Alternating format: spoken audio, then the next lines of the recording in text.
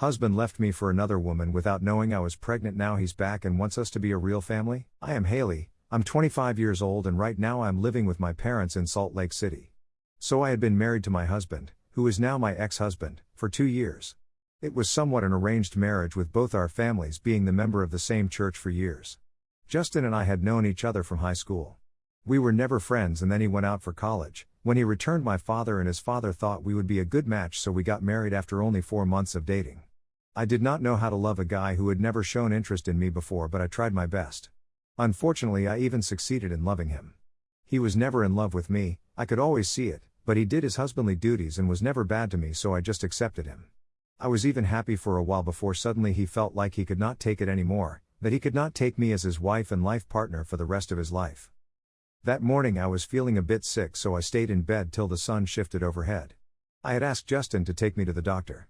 He refused to do so, saying that he was busy and I should just take some medicine from the cabinet and sleep it off.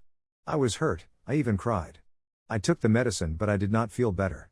Eventually, I took the car keys and drove myself to the hospital. It was a long time before the doctor decided to tell me what was wrong. They had run some tests and it turned out I was pregnant. I cried tears of joy. All the way home from the hospital I anticipated Justin's reaction to the news. I picked some baby clothes and soft toys to surprise him with the news, record his reaction and do all the things women do on social media when they know they are going to have a baby. I reached home and I found the house locked. I took out my key and unlocked the house, wondering where could he go at this late in the night. I was just about to call him when I saw the papers on the living room table. There was a stack of stamped papers which I recognized immediately were divorce papers. Besides, it was a letter which said that he cannot do this anymore, that was in love with another woman who was waiting for him. He tried to forget her and start anew with me, but he cannot find that love with me and so he is leaving. He said he wanted nothing more to do with me, asking me to sign the papers and receive a compensation amount from his lawyer a few days later. And that he sold the house, our house. He sold it and gave me a scarp of money and left. Update 1, I am 6 months pregnant now. Yesterday was the first time in the last 6 months that I heard from Justin. He had called to tell me that this month will be the last month I will receive the compensation money and that he will not be sending me any more. He did not ask me how I was living or where I was living, or if I was okay. He did not ask me anything of sorts, so I decided to not tell him either. I did not tell him that I was pregnant with his baby. I believe he does not deserve to know. My parents say this is unfair to him and that I should tell him, but I will not tell a man who cannot even care about me living and dying that I was having his baby. He left me to die and now if my kid dies with me it is his fate. Not that I think he would care about it enough to come back. My parents have been helping through all these months but they have not been supportive. They think I made Justin run away to another woman or that even if he did I can use my pregnancy to get him to come back, which I refuse to do. I love my parents, they helped me through thick and thin. My father broke his decades-long friendship with Justin's father after what he did to me. He was ready to go hunt him and then kill him after finding out that he left me and that I was pregnant. Somehow me and my mother stopped him. My parents never made me feel like a burden, even with my unborn kid, but I always felt like one because I am 26 now and just living off of them is not right. I started working as a receptionist 3 months after Justin left to make a little money. I am still working at the same hotel. It is not much money but it is my first proper job and what little I make helps me sleep better at night. I have been keeping tabs on Justin even though I know I have no right to anymore. He had gone back to his girlfriend from college. The girl is a lawyer and is very tall. She is pretty and I can see why he could not get over her, especially with me. They are engaged now. It did not take him even a year to break a marriage and promise another girl a wedding ring. The night that girl's Instagram story announced their engagement, I cried myself to sleep that night, after months of trying to move or I broke down again. I loved him and he left me like a choice just because he thought he had a better one.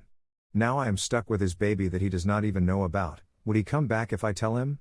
Am I the asshole for keeping his baby a secret from him? Update 2, hi guys, I know I have not updated you in a long time. Your positive comments helped me feel less alone and less miserable. After my last update I had decided to just not think about my ex-husband anymore. I really wanted to move on for the good of me, my family and my baby boy. Yes guys, I gave birth to my baby boy who turns 5 years old in a few months. Things have changed a lot in these years. Now I do not live with my parents but live across them in the house that I bought with my own money that I earned by working my ass off and a little help from the bank. I worked and worked and worked until I made it to the top. Now I am the manager of the inn in which I started to work as a receptionist. It took me some time but after the birth of my boy, nothing else mattered. I still missed having a partner to share the love of the child with, but I just could never see any man like that again. I lost interest in love, I just wanted to take care of my baby and be happy with my family. Justin's absence had become almost natural when he showed up. Years later, I was just coming home from work when I found him in front of my parents' house. He saw me and his face instantly lit up. I was losing my mind seeing him after all these years, standing in front of me. He looked just the same. I looked around and saw his car parked in front of my parents' house. He was alone. I gave him an awkward smile and a wave. He gave me an awkward hug and asked me how I was doing. Before I could answer, Ronan, my son, ran up to me screaming "Mom" and hugged my leg. I picked him up in my arms. I saw Justin's face again as he looked at my baby, and he said, "You are married?" I gave him a look and told him I am not, but he is. To which he said that he is not anymore. He and Camilla broke things off quite a while ago. I told him good for him and tried to walk away, but then he stopped me and asked me the question I was dreading. He asked me if the boy in my arms is his. I was cornered. I had to answer, so I did. I told him it was his. He gave me a look of betrayal. He started to freak out, crying, looking at me with tears, asking me why did I not tell him. That I could have called him, that I made him think he had no child. I had nothing to say to him, so I just stood there. He looked broken, saying he could not believe he missed out on all that. Seeing him like that broke me, and I regretted not telling me about it, keeping it a secret to punish him for hurting me, for leaving me. I feel like an a-hole. Update 3, I have a family. There was a time I was going through hell and had a thought that I will never get out of it, but now life is like a heaven and I am so grateful for it. God really does have his ways, and if one keeps the faith, he never let them go to waste. Me, Justin, and Ronan. We make the perfect little family I'd always dreamed about. Justin moved back to Utah after finding out about Ronan. He had begged me for forgiveness, saying it was the worst mistake of his life to choose Camilla over a woman who loved him so much. Camilla had been against starting a family and Justin wanted one, and when this was not bad enough for him, she suggested they have an open marriage. Justin opposed and she threw divorce papers at him. That was it, they got divorced and he came back to me. I know it is a little pathetic of me to take him back after all he put me through, but what can I say? I am a woman and I will take every chance I get to achieve a happy ending. I still loved him after everything because I had never stopped loving him. I had been feeling very lonely when I started posting my story here. It felt like there was nothing harder than my life in the world. I had this need to let out all my emotions, but I did not seem to find anyone who genuinely cared, so I just decided to tell my story here and ask you guys if what happened to me is what I deserved. All your good thoughts helped get through the hard times and I will forever be grateful for them. Thank you. So this coming weekend a group of friends and I are going to go stay at my family cabin. We're all in our late 20s/early 30s. 2 friends have kids, Chad and Rebecca. Not together though. Chad wasn't a big deal because it's not his weekend, they're with their mom. Rebecca said her sister would watch her son. Rebecca called me this morning and said something came up and her sister can't do it. I said that sucks, do you have a backup sitter? She said no, she figured she'd just bring him along. I said this isn't really a kid-friendly weekend. We're going to be drinking and stuff. She said, well, why do you have to drink? It can just be a fun getaway and that way he can come. I said no, Chad's not bringing his kids along. She said, well then he should bring them. They can all hang out together. I said no. This isn't a kid trip. Most of us don't have kids and I don't want kids there. She said, so what now, I can't come? I said, if you find a sitter you're welcome to come. She said, that's really great. Being uninvited because I'm a parent. One day everyone else will have kids too. Then what will you do? I said, hang out alone I guess. She hung up on me. My problem isn't even the kid. It's that Rebecca always changes everything for her son. So I know it had become a dry, no alcohol, trip, and everything would get changed around for him. Shorter hikes, less time fishing. Saturday we're going to the bar to watch college football and we wouldn't be able to do that with him there. We went to a festival this summer, she brought her son and everything was what he wanted to do. When we suggested splitting up and meeting later, so some of us could watch some bands and whatever, she got all pissed. Well, another friend called me an hour later and asked if I really uninvited Rebecca. I explained my side and she said that wasn't nice, things happen and friends compromise. I said yay to a point but not change the whole trip. She said she just feels bad because Rebecca will be stuck here while we're all having fun. That I should be a good friend and let her come, not leave her out because stuff came up. I said no one is forcing you to come, you can stay and hang out with her if you want. She told me to stop being an a-hole. Am I the a-hole for uninviting someone because their sitter fell through? I am female, 19, and literally just moved out of my family home. I mean today, in the morning.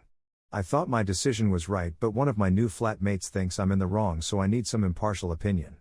I'm the oldest of 6 siblings, I have 5 younger brothers, and I lived with them and my parents. My parents had me very young, they were both 16 at the time. From the very young age, I was expected to babysit them, take care of 10 and help with a lot of chores. My brothers never had to do any chores whatsoever. When I went to secondary school, I started questioning things. When I started 6th form, my parents suggested I quit because I won't be going to university anyway since I have to help with my brothers as my mother won't be able to do so alone. I did my A-levels anyway. I tried talking to my parents about university plans but they kept telling me to drop it because I'm staying. I however was adamant that I want to go. I was to apply for financing as an independent student, without them taking my parents' income into consideration. It was very difficult but I managed it and I had all correspondence sent to my friend's address. Anyway, with all the finances sorted, the academic year is about to start and my uni had moving in day to day until the end of the week. In the morning, when my parents went out and my siblings went to school, I packed everything I needed, like clothes and basic necessities, left a letter I prepared and left without them knowing, getting a train to my university town. I had to do it that way because they wouldn't let me go. I've had countless of phone calls from them since the morning. I've picked up once and they shouted at me, demanding I come back or tell them where exactly I am. I didn't give them my address. I didn't pick up other phone calls.